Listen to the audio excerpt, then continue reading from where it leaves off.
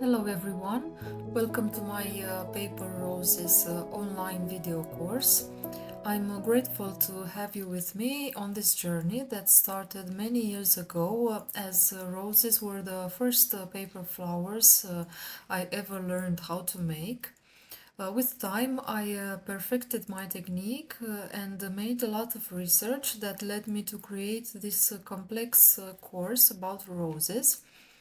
I started this project as a unified concept, but the complexity and quantity of the information inspired me to divide it into two separate parts, each one exploring a different category but having a common ground. So, the first part is dedicated to creating realistic classic roses, which for me represent the foundation for making any other variety. I will walk you through learning some basic techniques like laminating and painting the paper, sculpting a cup-shaped petal, or making lifelike foliage, which is a course in itself with a lot of unique techniques and tips.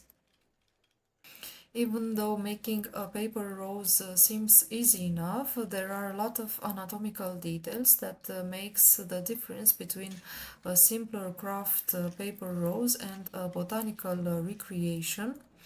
So my vision for this course is to start a never-ending rose story, a learning process that starts now, but it has no ending date, because I feel that no matter how much information this course will reveal, is still not enough to cover all the beauty and varieties roses have to offer.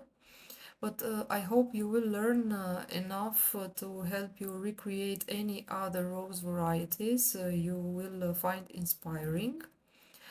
This being said, if you love roses as much as I do, you can purchase the second part of this course that reveals all the techniques and mechanics behind making garden roses, which I think are some of the most complicated flowers to recreate from paper, similar to this one. And for the classic rose that looks like the one from my photos, this is the Hermosa rose. Now we can spot this round shape or a spoon shape.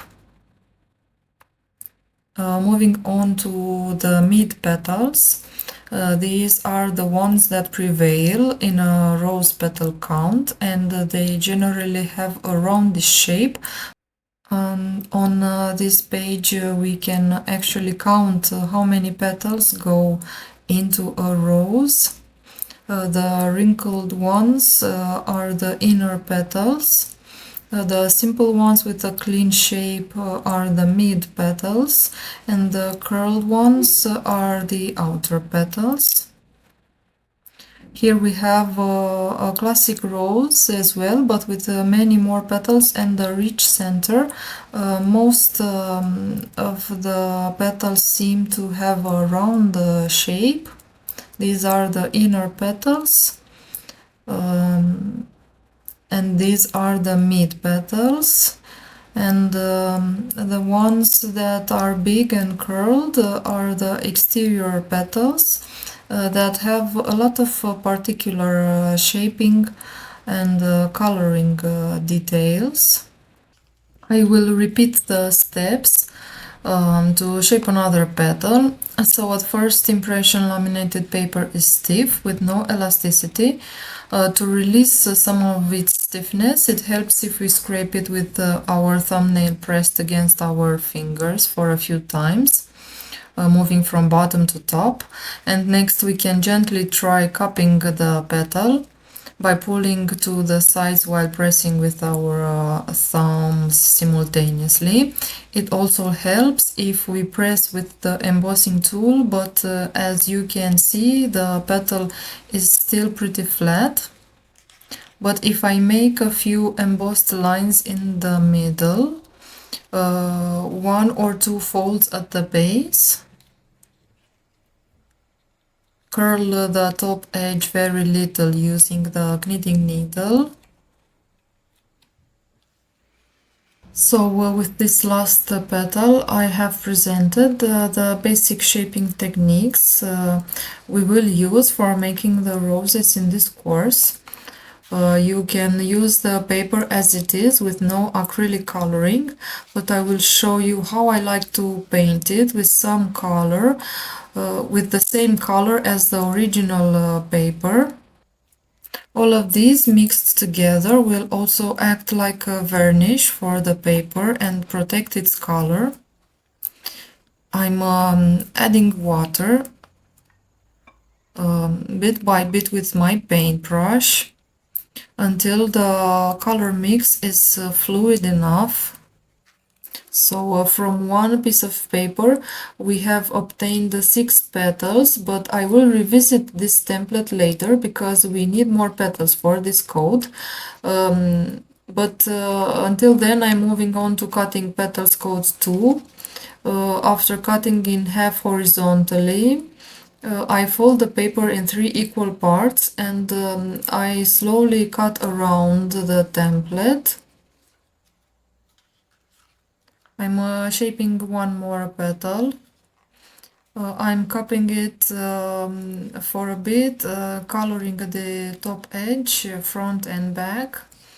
And I'm making a few folds at the base.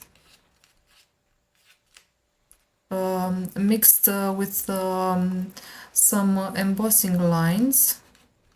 I'm adding the first one overlapping half of the last inner petal, getting the left edge under the previous petal.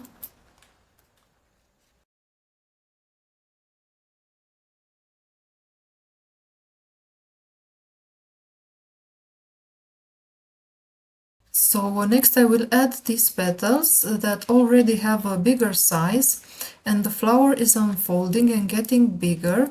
So the rules of petal placement will be a bit different this time. Start by adding the first one on the junction point between two previous petals, overlapping them both to the left and also to the right. And this is the last petal that needs to go here. But I will reshape the margins one more time to add a few more details. I'm rolling the top part with my curling tool and making a few wrinkles. And also the base needs to be a bit more cupped and the folds a bit more gathered. And press for a bit so the petal attaches. I'm adding the second petal next to it. Always looking at the flower first to see if the position is okay.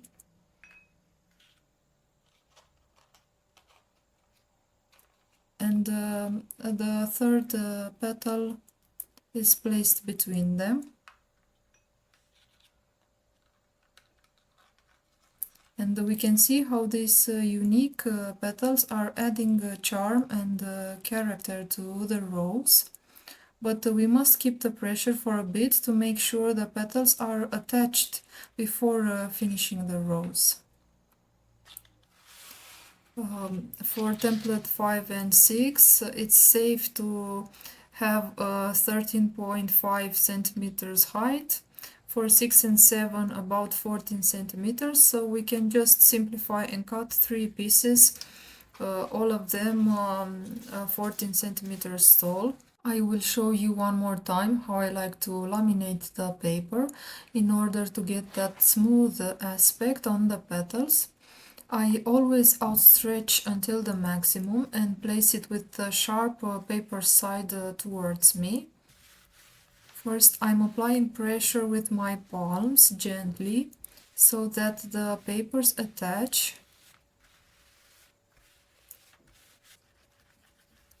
My intent is to add only a thin layer of color that will intertwine in the end with the color of the paper. After this side will dry, I will also paint the back. I have extracted the templates from my drawings, and we have these images to inspire us in the creative process.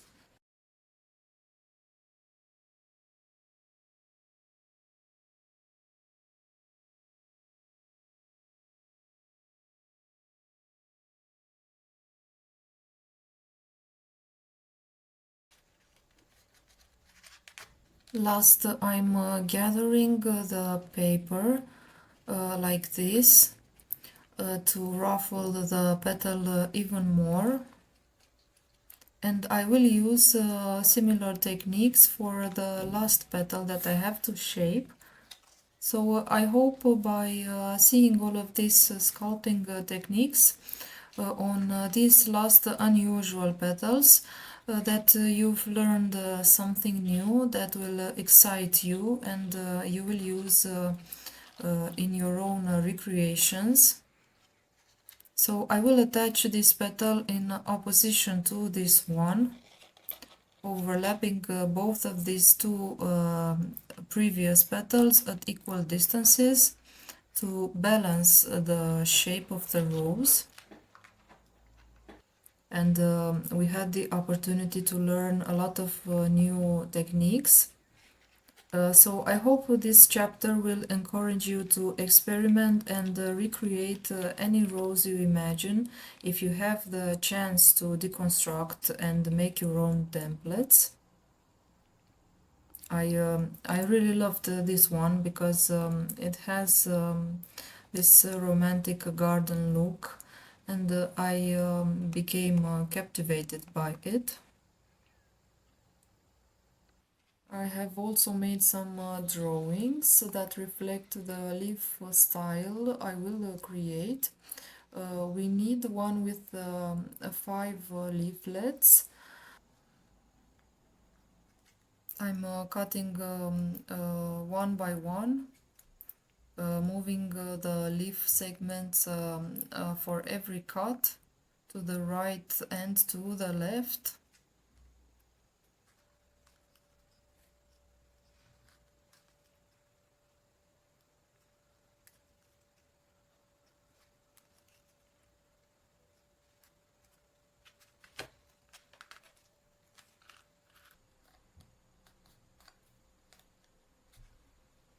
I'm bending the stem and place it to face the previous leaf. Here I'm using tacky glue to attach it to the central rib.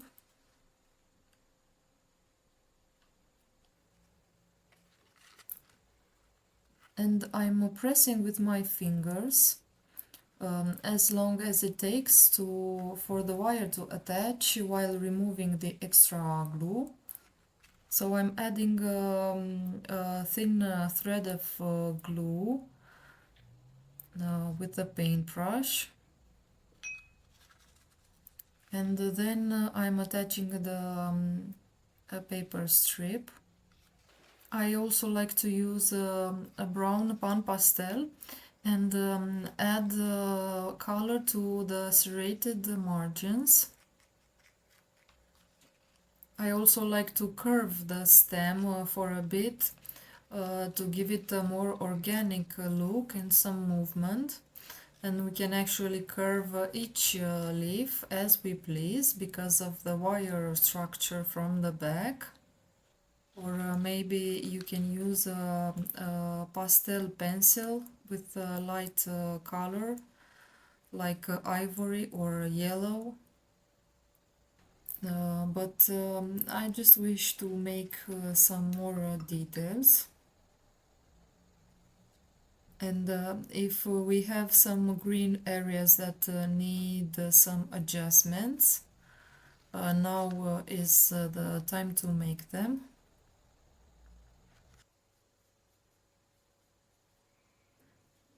And now I wish to add some titanium buff at the base.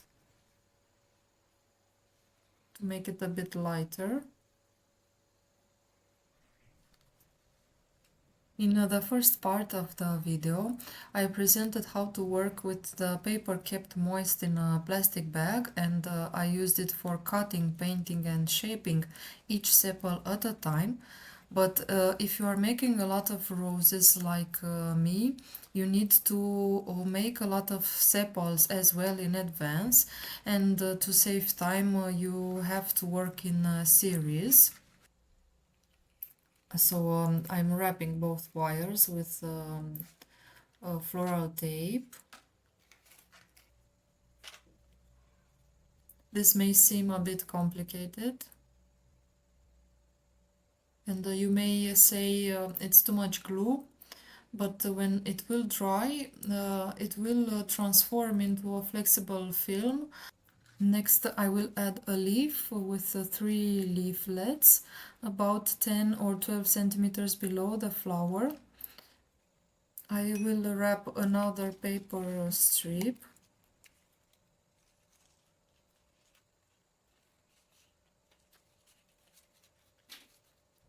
going downwards on the rest of the stem. This being said, we have finished the first part of our paper rose journey. In the meantime, I have added some thorns and foliage to the shimmer rose as well, and I really like how it looks. I think this may be my favorite. Learning how to make classic roses is the perfect foundation that will give you the confidence to try and make garden roses as well, because the second part of this course will reveal some new techniques that together with the ones you've already learned will allow you to make any kind of paper rose in the future. So, if you will enroll in the Garden Rose course, you will learn, besides all the new template shapes and the unique petal placement techniques, how to make stamens and buds. The introduction, general techniques, and the foliage will be the same as presented in this course.